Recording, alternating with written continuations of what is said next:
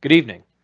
Welcome to the Department of Transportation's public information meeting for Project 0172-0477. This project will remove and reinstall curve warning signs on state roads throughout District 2, which is comprised of 51 towns in eastern and southeast Connecticut. Tonight, we'll be presenting on the reasons for this project and its safety benefits. My name is Rob Smith, and I'm one of the design engineers on this project from the Department of Transportation's Traffic Safety Unit. I want to thank everyone for taking the time to join us. We hope this presentation is informative and that we are able to answer any questions or concerns in the question and answer session that will follow this presentation. Before we start the presentation and introduce the project team, we have a few brief pieces of information. Our presentation will last about 20 minutes, and at the end, we'll host a live question and answer session. You'll have three ways of reaching us during the live Q&A. One option is to email dotproject172-477@ct.gov. Another option is to leave a voicemail at 860-944-1111. And finally, you can also type your question directly into the Teams live event Q&A. You can ask a question by clicking on the little question mark, which will bring up your live event Q&A feed. Then select the Ask a Question button in the lower right-hand corner of the screen, and a field will pop up where you can type your question. You can then hit Enter or the small arrow button to submit your question to the project team. You can also check the box at the bottom of the screen to post your question anonymously. There will be a slight delay, but your question will eventually appear in the featured section with all the other questions being asked tonight. We also have a project webpage where a recording of tonight's presentation, including the live event Q&A, will be available.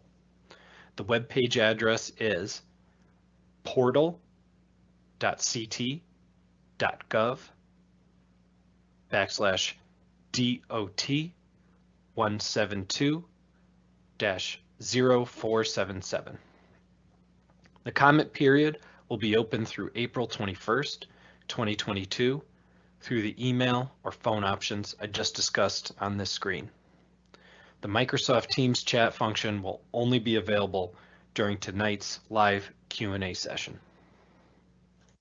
Lastly, we would appreciate it if you could fill out a brief survey for this presentation. Virtual public information meetings are a new development for the department, and this survey will help the department improve these meetings going forward. The survey link can be accessed from the project website or from the description in the YouTube video.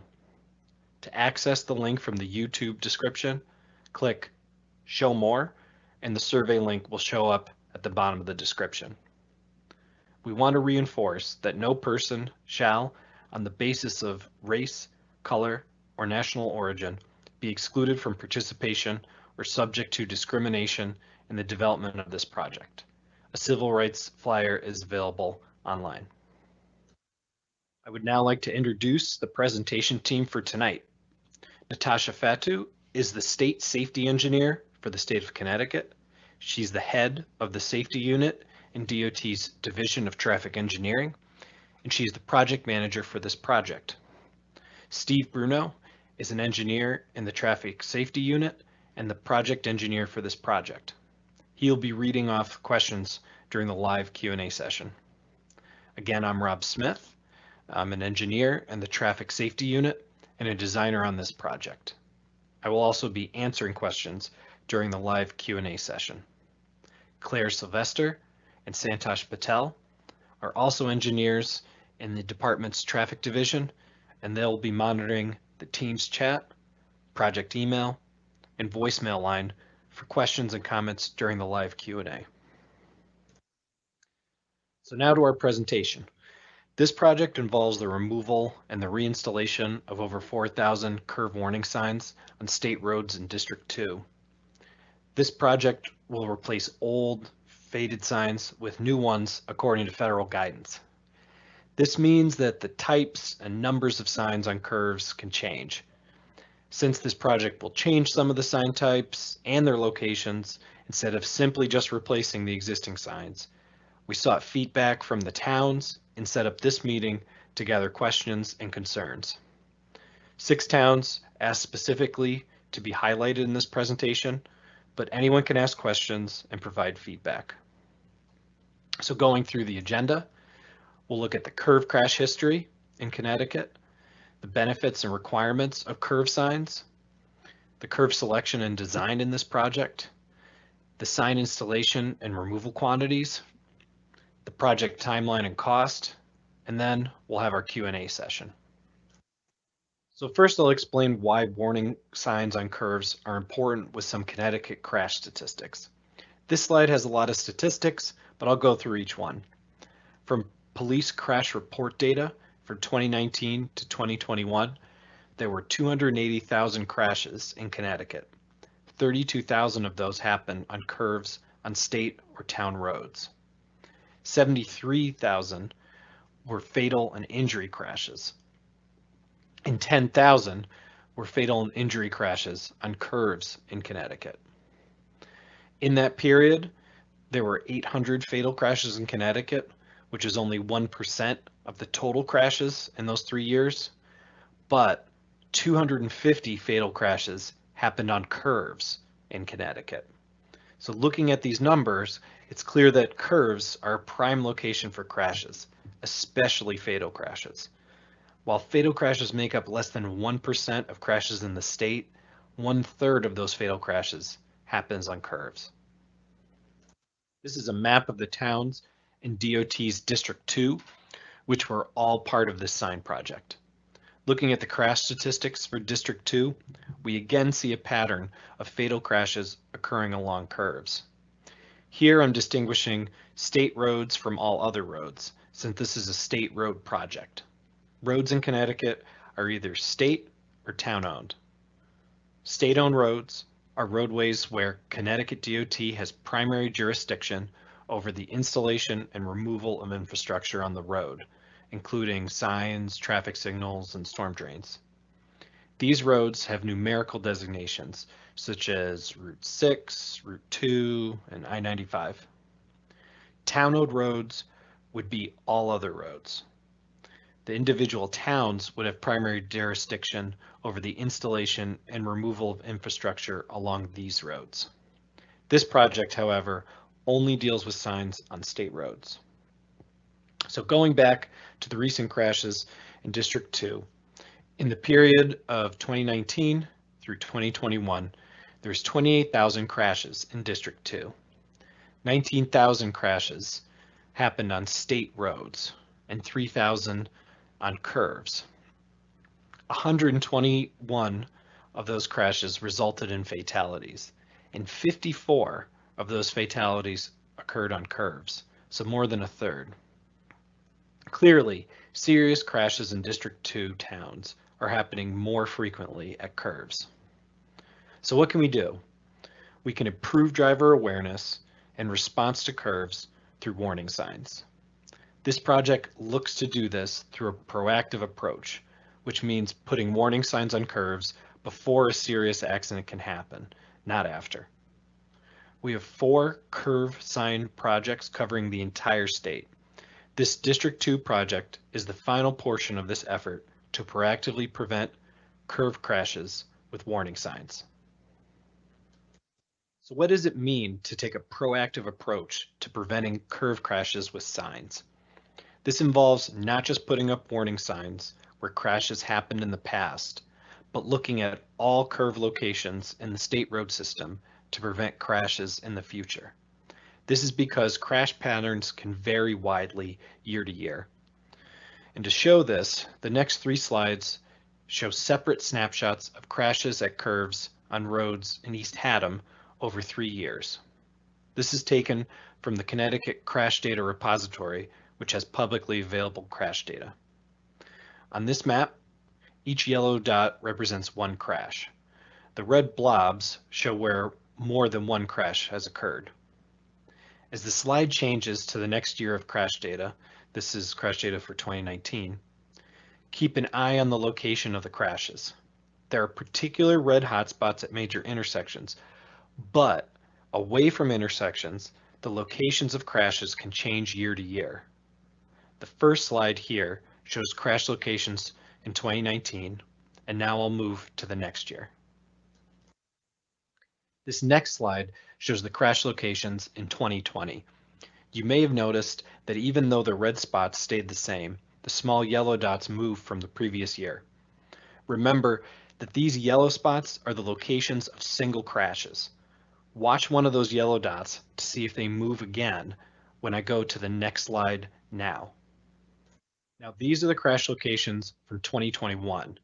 As you may have seen, outside of the major red hotspots, the location of single crashes appears to move from year to year and is almost random.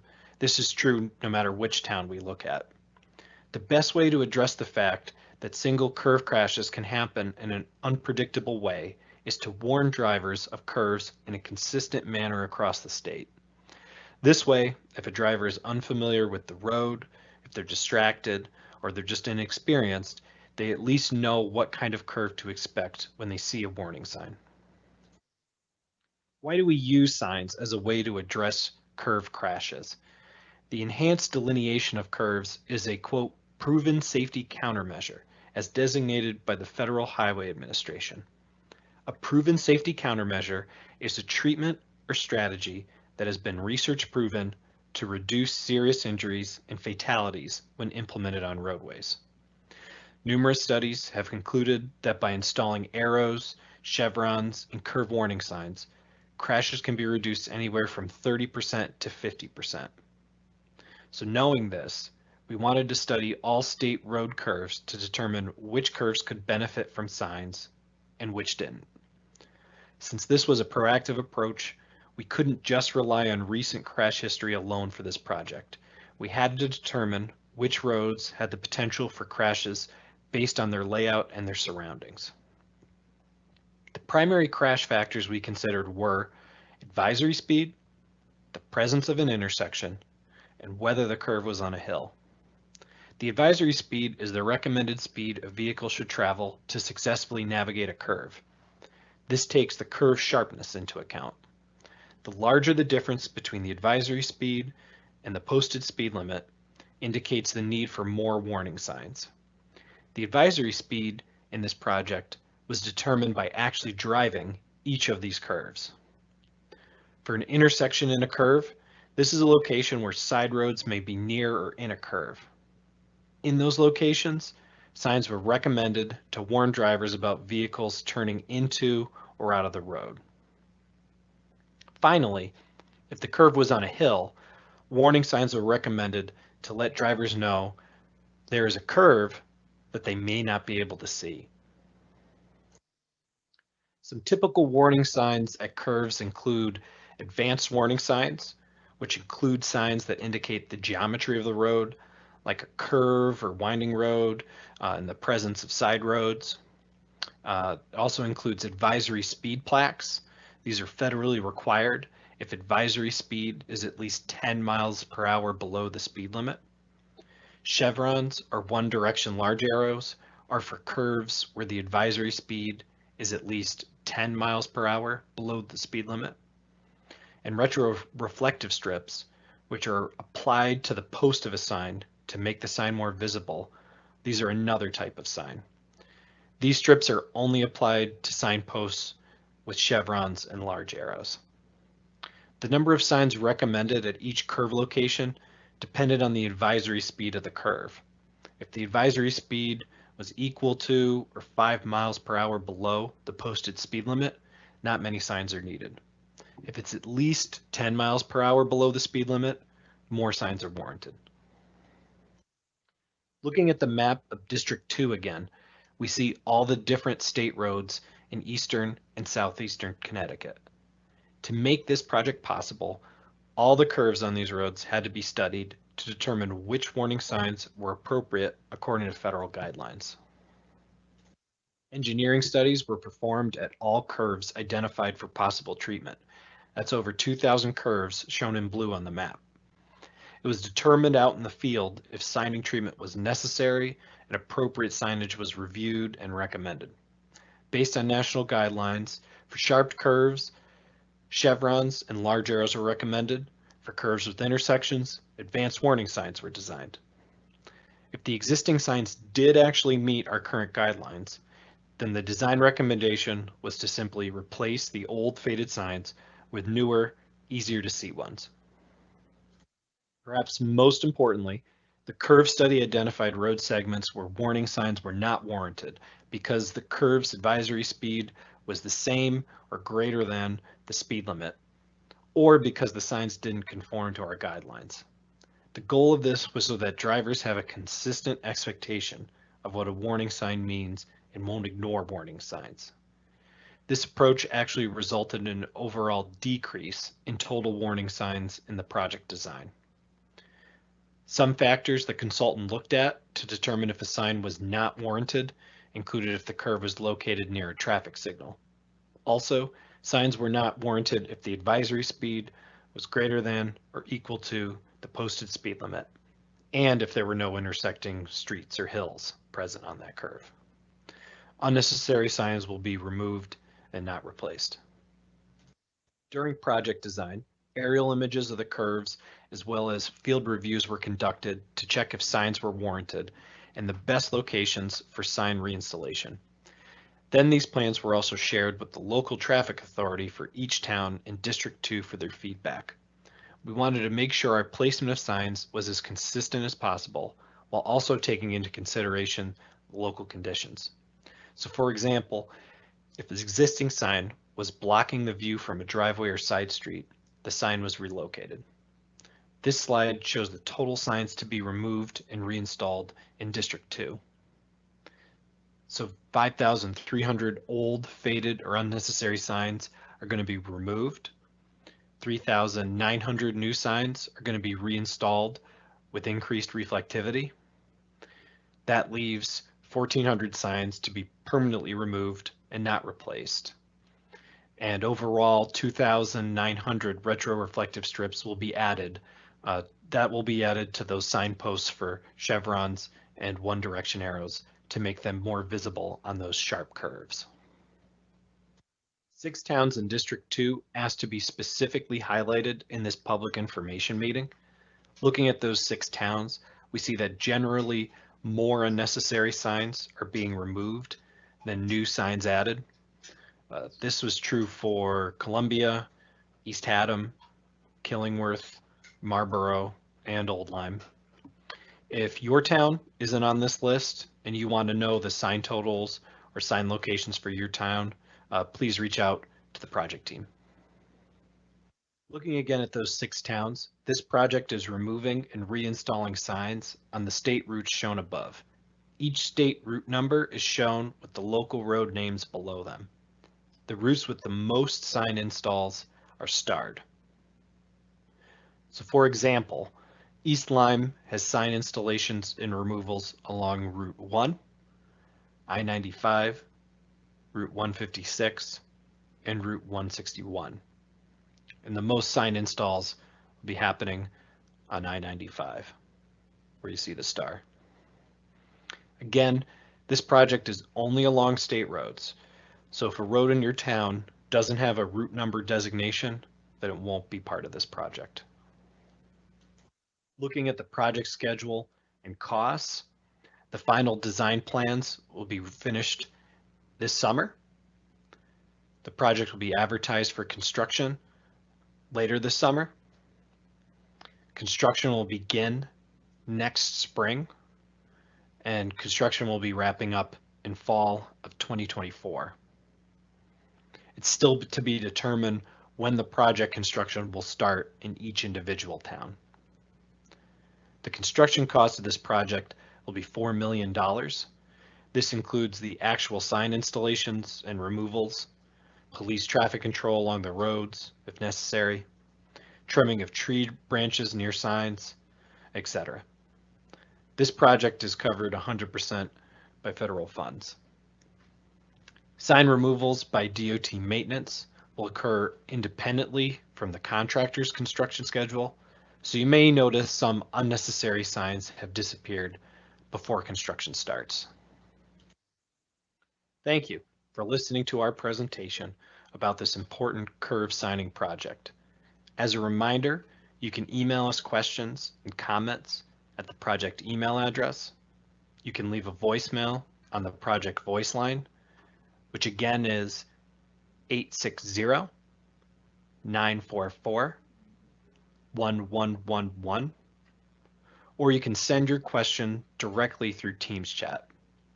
We also want to encourage you to take our feedback survey on how this virtual public meeting was presented. That survey link is on the project webpage, and it's in the YouTube video description. And with that, I'll turn to our question moderator for any comments that came in through the email, voicemail line, and the Teams chat. Thank you, Rob, for that great presentation.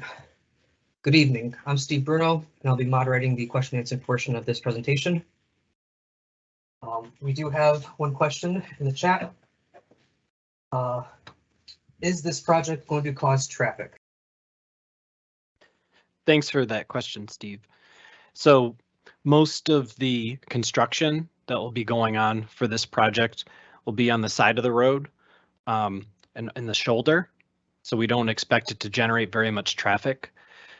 In the case where they might have to be on the road, they'll have flaggers and they won't be in any location for very long. They move pretty quickly. So we are not expecting really any traffic impacts because of this. Thank you, Rob.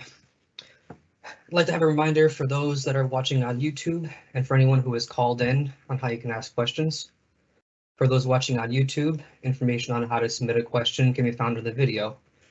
You just need to click Show More, and the email address should be there for you to copy and paste. It is not a hyperlink, so you'll need to copy and paste the email address.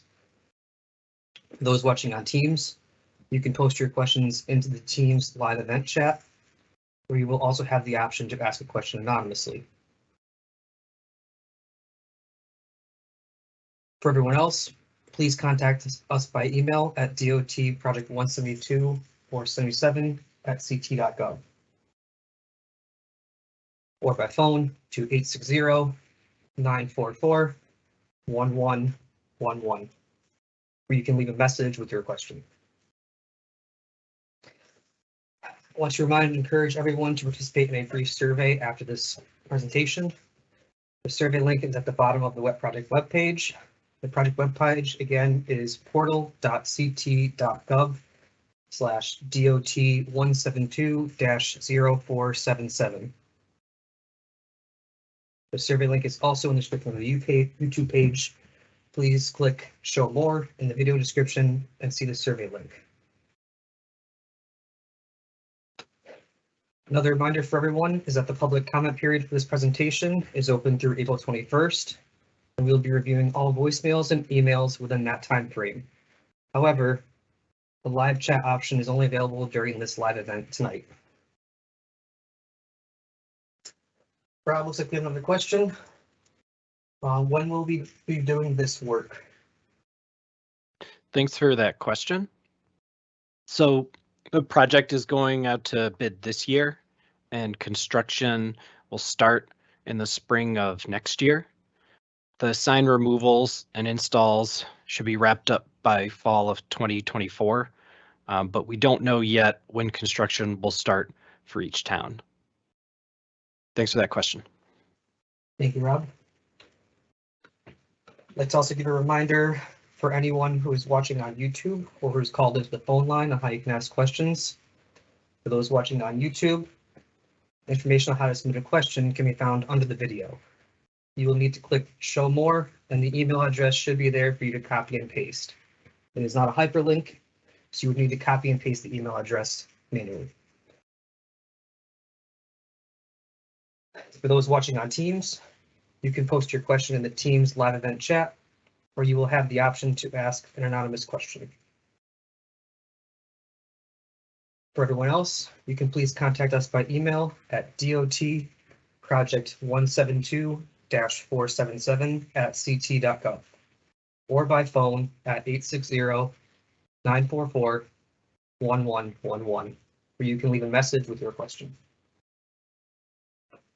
Rob, we have another question from the chat. Question reads, I live in Killingworth. Which roads are getting signs in Killingworth?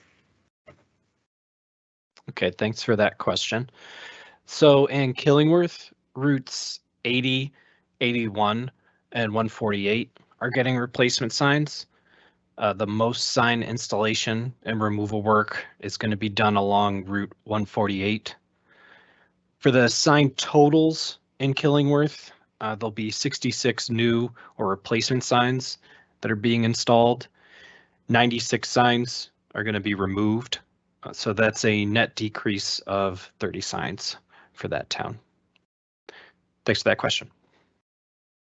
Thank you, Rob. I'd like to remind everyone again, encourage that they participate in the brief survey after this presentation. The survey link is at the bottom of the project webpage. The project webpage can be found at portal.ct.gov/DOT172-0477. The survey link is also available in the description of the YouTube page. Click Show More in the video description under the link to see the survey link. Another reminder that the public comment period for this presentation is open through April 21st. And we'll be reviewing all voicemails and emails within that time frame. However, the live chat option is only available during this live event tonight. Rob, we have another question from the chat. How much will the project cost? And will the town be paying for any of the work? Okay, thanks, Steve. So the project will cost about $4 million to remove and replace the curve warning signs at all the curves. There's 2,000 curves in this project.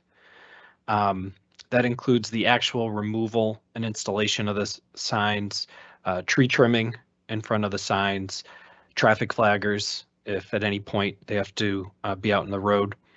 But the funding from this project, 100% comes from federal highway safety funds. So the town and the state are not paying for any of the work. Thanks for that question. Thank you, Rob.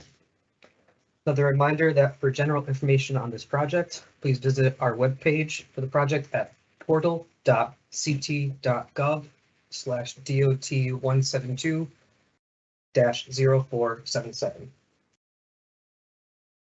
As a reminder for those watching on YouTube and for anyone who called in on how you can ask questions. For those watching YouTube, information on how to submit questions can be found under the video.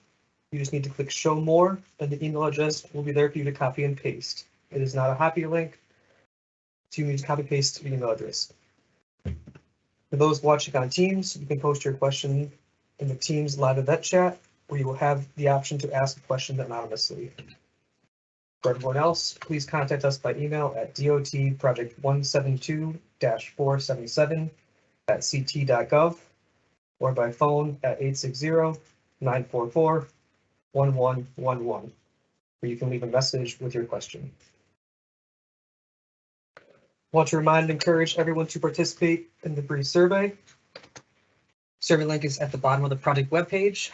Project webpage again is portal.ct.gov/DOT172-0477. Their survey link is also in the description of the YouTube page. Click Show More in the video description to see the survey link. At this time, we'd like for a last call for all questions, whether they be through the Teams live event chat.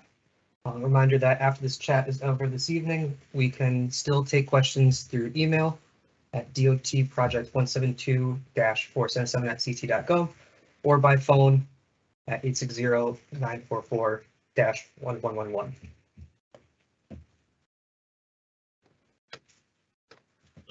Rob, we have another question in the chat.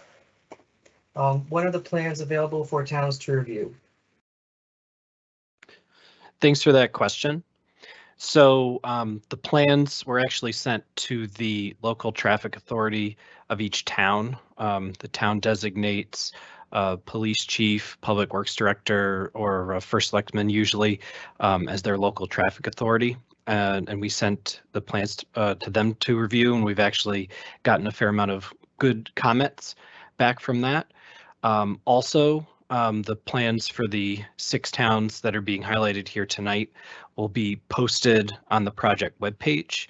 If you have trouble accessing them, or your town is not one of these 6, you can reach out to the project team and we can make those plans available to you. You can reach out to us through the project email or through the phone number and leave a voicemail. Again, for the people who are listening on the phone, that phone number is 860-944-1111.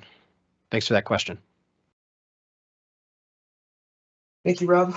We have one more question from the chat. Can you please elaborate on the extent of tree trimming? Will this be restricted to limited access highways? Will trimming be performed by a certified arborist to prevent tree death? Thanks for that question. So in the other projects, the horizontal curve warning projects around the state, the trimming was basically limited to clearing some brush so they could install the signs. Generally, if there was a large branch or a large tree in the way, then the sign was adjusted. If there is in a case where we would need to have an arborist or someone else look at a tree that's in the way, then we would have to address that at that time. The contractor would talk to the design team and we would get back to them and get back to you on that question, if there's a specific tree that you're concerned about. Thank you. Looks like we have no further questions from the live event Q&A chat or from our voicemail and email. So I would like to thank you for joining us all this evening. I'd like to remind everyone that the comment period is open until April 21st. Questions can be sent to us at the project email at dotproject172-477@ct.gov or by phone at 860-944-1111. Please visit our project website at portal.ct.gov/dot172-0477.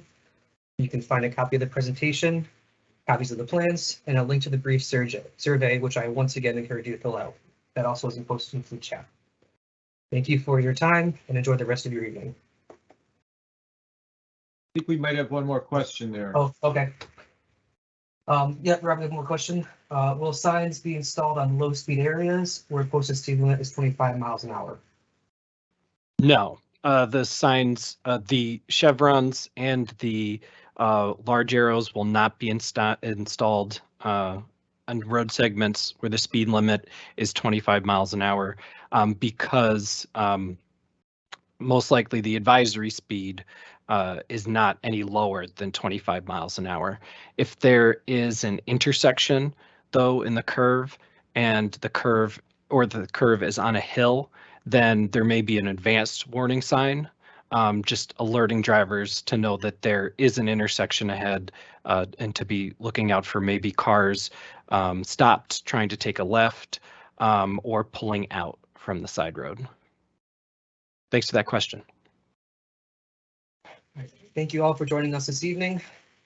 Just one last reminder that the comment period is open through April 21st, in which comments and questions can be sent to us at the project email at dotproject172-477@ct.gov or by phone at 860-944-1111. You can also visit our project website at portal.ct.gov/dot172-0477, where you can find a copy of the presentation, copies of the plans, and a link to the brief survey, which we again encourage everyone to fill out.